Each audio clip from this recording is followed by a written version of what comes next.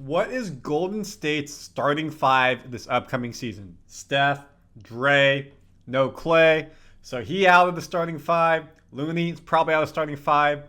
Kuminga, Moody, Wiggins, Trace Jackson Davis, Brandon Pajemski, Anderson, Melton, Hield. So what's the starting five going to look like? I'm going to name the starting five we think we have, and then three sleepers who may get in based off of trades, people getting suspended, or they will play their way into the starting lineup. Randy Silver here, Warriors Digest. We're going to break that all down for you in this episode. Before we get into it, fan shout out. Satisfied dude, love the videos. Keep them coming from the Bay Area fan that lives in LA but is watching from New York City. Thank you for being with us. We have the mailbag episode coming up. randysilvertv@gmail.com.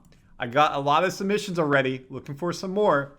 Either A, send me a video, or B, just write a question and I'll read it out. And it could be about anything in the videos or any questions, comments you have on Warriors. We want to break it down and get your feedback.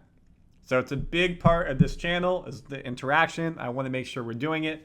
And also a big part of this channel is NordVPN of being a positive sponsor of Warriors Digest. We appreciate them being here, and let's hear a little bit about how they can help you with your internet safety.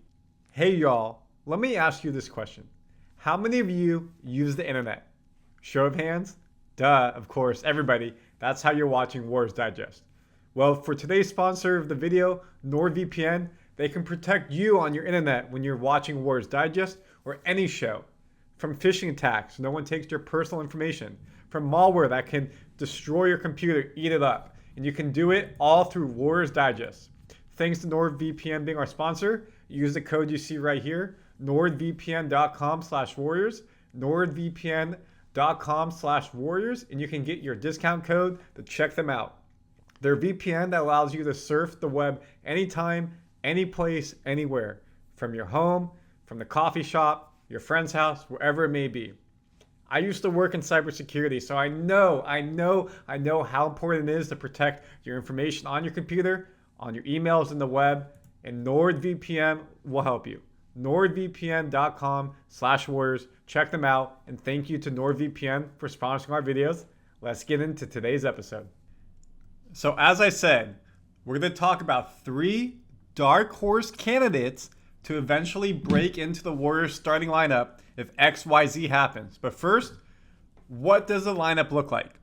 This is what ESPN has. Steph, Brandon, Wiggins, Draymond, Trace, Jackson, Davis. So this is ESPN's. Your second is Melton at backup point guard. Shooting guard backup is Buddy Hield. Small forward backup is Kyle Anderson. Power forward backup is Jonathan Kuminga. Center backup is Trace Jackson Davis. Is Draymond Green with Looney at third. ESPN has this wrong. This is what I think it should be. Also, I guess I should mention that Quinton Post is fourth. Again, we don't know where he will be. And then Waters isn't even on there, which is interesting. We traded for him. JK starting at small forward. That's what I have. So I got Steph, Brandon, JK, Green, Trace Jackson Davis. Wiggins is then going to be your backup at power forward, or it's Anderson. So you could see Anderson backing up small forward. You could push him down to power forward and Wiggins goes up, either or. But Steph, Brandon, JK, Green, Davis is my starting five. When we look at, again, just our roster overall, Steph has 2 years left on the contract. We could extend him. Wiggins has 3 years left. Maybe we trade him. Draymond's got 3 years left. GP2, Looney, Kuminga, Moody, all on expiring contracts.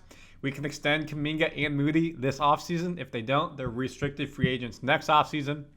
We cannot do it during the season. Brandon got 3 years left. Waters we just traded for, expiring contract. TJD, 3 years left. Santos, 2 years left. And Anderson signed a 3-year deal. Beekman's a rookie, multi-year deal. Hield signed a 3-year deal. And Melton's on a 1-year deal. So there are some expiring contracts we can trade now or at the around trade deadline if we need to retool this team a bit. Just be aware. And again, this is what it looks like. I know if you've seen Warriors channel, you've seen this. If you're brand new here, just to make sure you understand what we have here. Here's the whole tax breakdown. You may be asking, why is there a 15 slot open? One, we can't sign anybody because we only have $500,000 of cap space left, meaning we don't have enough room to sign somebody for hard capped at the first tax apron. In addition, Quinton Post is not there because we have not signed him. So it's either he takes a two-way spot, probably Pat Spencer, as we signed Beekman and Plowden this offseason. Plowden, a G League player, did great for us in Summer League. Beekman, our undrafted rookie out of Virginia, very solid defensive player, above average offense. Or he has to take a spot on the main roster, most likely Santos, maybe Waters, even if you traded for him. So that's the breakdown of the team. So again, it comes down to, I think this is your starting five, but who could be the three sleepers? And again, before we get into it, let me know your thoughts. Put it, of course, in the mailbag. Please, randysilvertv@gmail.com. Questions, comments, video, or just write it in, and I'll put it up there as well. Mailbag episode coming.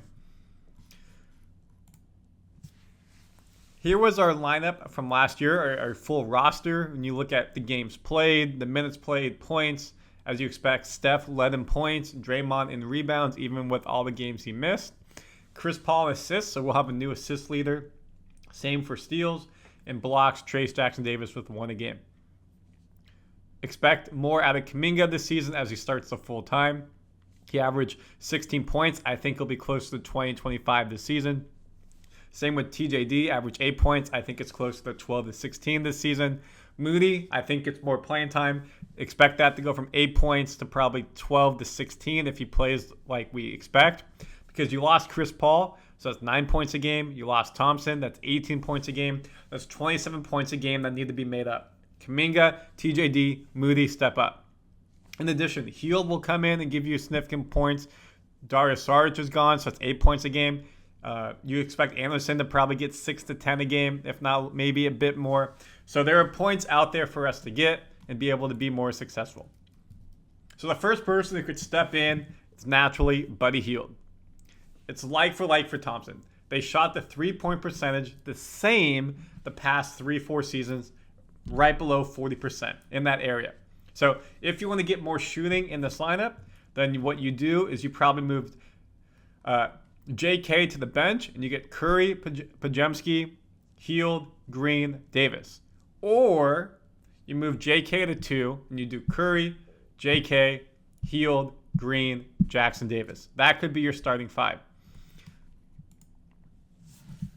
He will not start the season in the starting lineup, and he's aware of that. But if we need 3-point threat, especially towards end of game, he will be getting in there. He started 65% of the 632 games across 8 years. Before last season, he averaged at least 15.6 points in each of his last 5 years, dating back to 2018-2019, when he had a career high of 20.7 points and finished 4th in most improved player. So if it looks like our offense is faltering, then what we're going to do is put Hield in there at the 3 position. Not going to be a 4. It has to be 3. Maybe 2. I don't think so. I think you would either A, Kuminga falls out if he's not playing well, or he moves up to 2 and Brandon becomes your 6th guy off the bench, really helping with that second team. But this would really give the Warriors a more better shooting offense. But in addition, we expect Kuminga to shoot the ball better, Brandon to shoot the ball better. Brandon did decent last year, but higher clip. Kuminga was erratic. He made some open threes, didn't make many contested shots. So we really need him to step up and do what he does well, the slashing, getting to the rim. But if he can add mid-range and 3 to his game, around 40% from 3, it'll be big. If he's not, maybe Hield comes into the lineup. Again, comment your thoughts, what you think about that. Secondly, Moses Moody, going into his rookie contract year, his last year on his rookie contract. He's playing for money with this team or another team. He will be motivated to play well. But he's played decent. Steve Kerr just hasn't played him a lot. And the reason why, he says that he's slow on reads, He's not quick on making his decisions, and he can be a liability on defense. So slow on reads. He's not switching on his player correctly. He's not getting out to the right man. He's not having the ball in his hand and making the right play in the moment. So it's bogging down the offense and not helping the defense. Slow on shooting. We've seen that again and again, Warriors fans. He doesn't have a quick trigger. He's open, take the shot.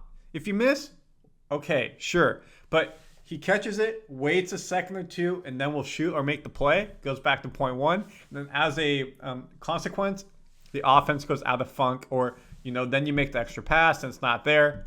So he needs to be quicker there.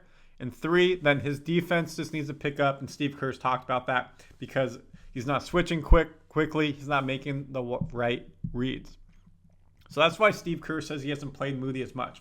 But when Moody goes in, that Kings game in the play-in was one of the best players on the court. Second half of the season when he got in was one of the best players on the court. He made winning plays. So has that earned him a right to start? Potentially let's go back here.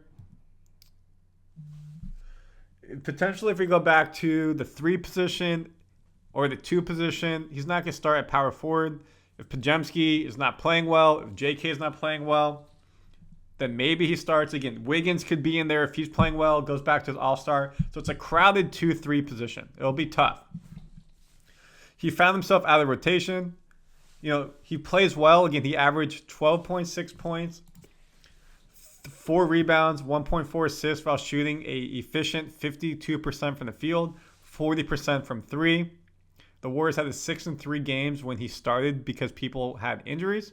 So the sample size is when the Warriors play him, they win. Now the question is, will he get the playing time?